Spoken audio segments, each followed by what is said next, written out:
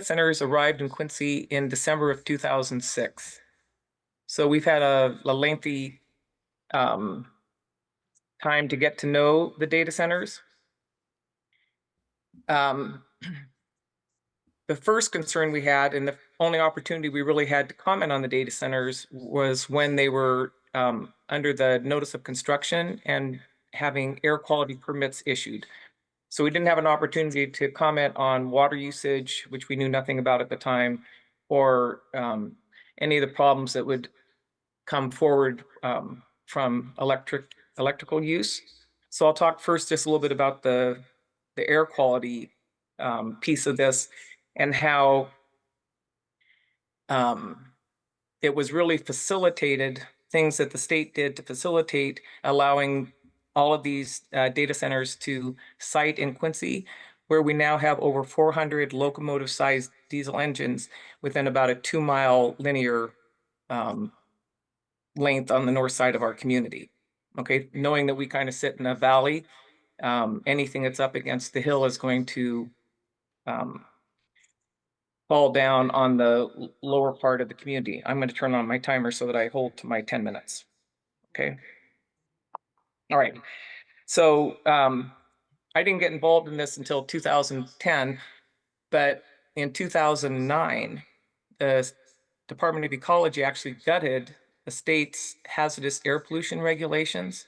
They're found at WAC 173-400, which would have required them to look at each of the carcinogenic hazardous air pollutants on an additive and synergistic basis. And instead, they that portion was basically gutted.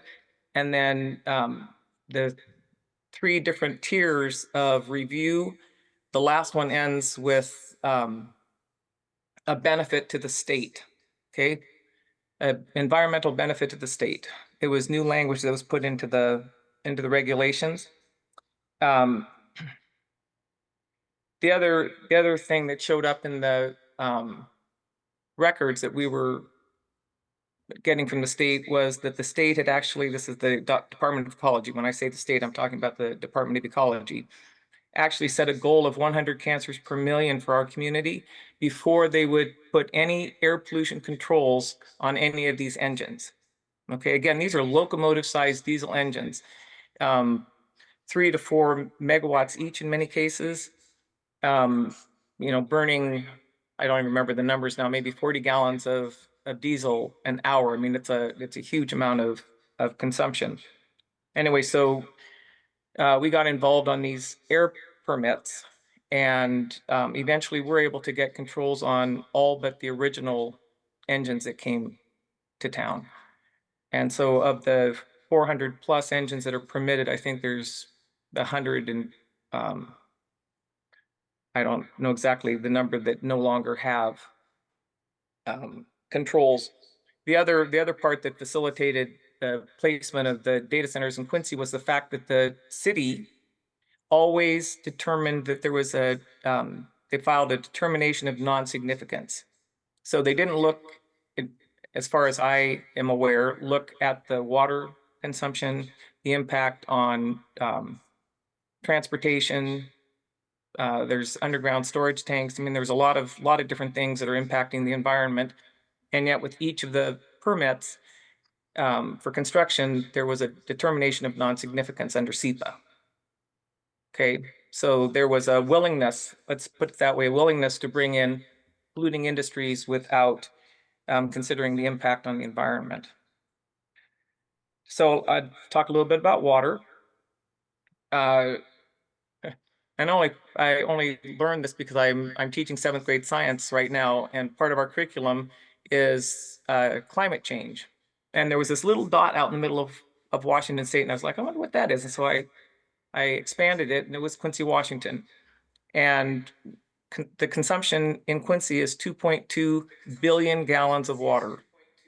Okay, Wenatchee uses 1.1 billion gallons of water a year. We're in the 2.2 billion gallons of water. Now, we do have food processors, right? But I would say about 50% of that water consumption up until 2019 was the result of the data centers. The city is in such need of water for these. Again, this is to cool all these servers. That's what the water is necessary for. They have requested 6,000 acre feet, which is 1.96 billion gallons of water from the U.S. Bureau of Reclamation, and they'll be taking out of the main canal in order to fulfill the needs for the community and the industries that are here. So again, water is a huge need, and it's necessary to cool the servers that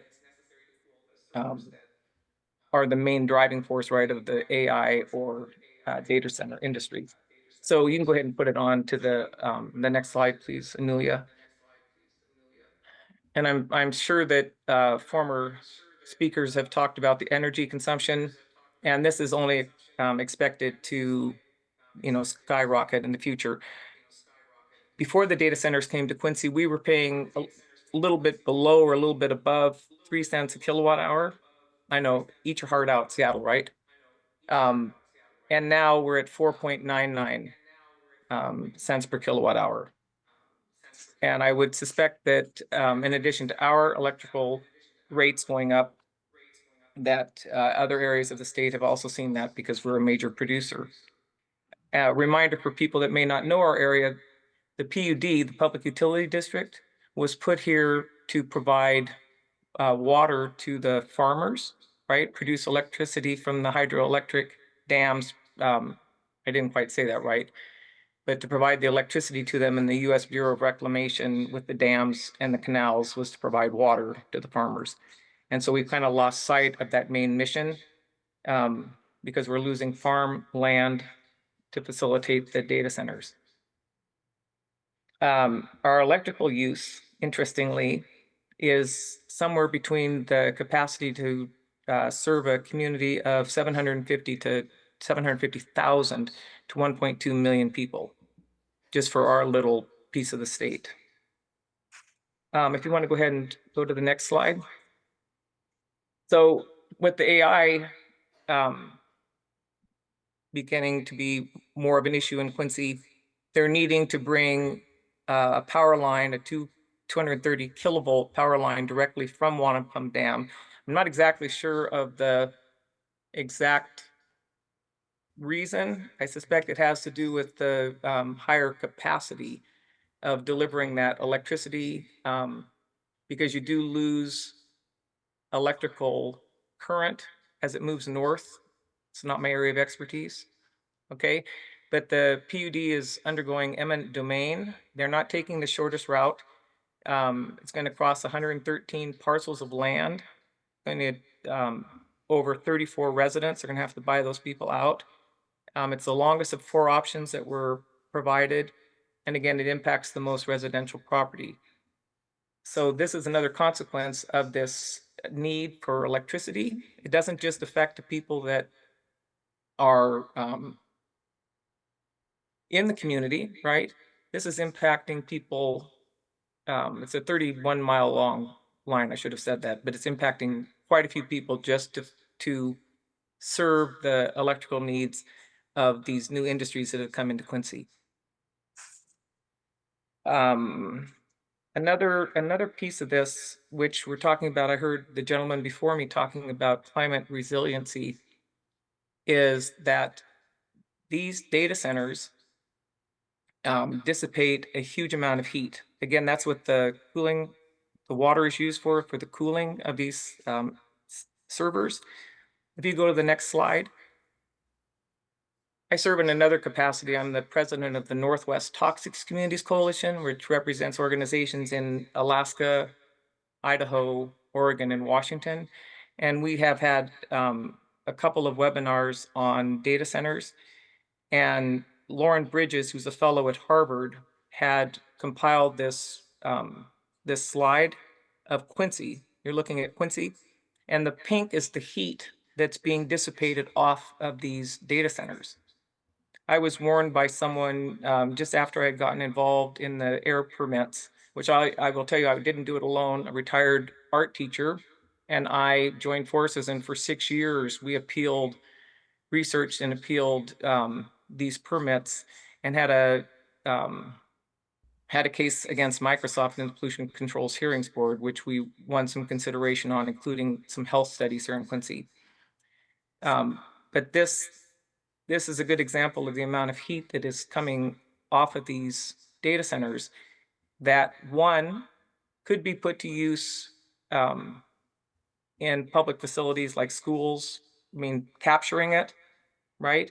So it's not just the greenhouse gases that we're contending with that are coming off of the diesel engines that are running for backup power, but we're also contending with the heat that is being dissipated that's not being accounted for in climate change. So that's something that I did just have an article forwarded to me on it, though it looks like people might be starting to pay attention to that. So I'm right down at 26 seconds right now. Tried to keep it to 10 minutes, and there's quite a bit more I could tell you. I mean, there are benefits financially, but when it comes down to it, what are the consequences to the resources, right? That you may not ever be able to get back. So thank you.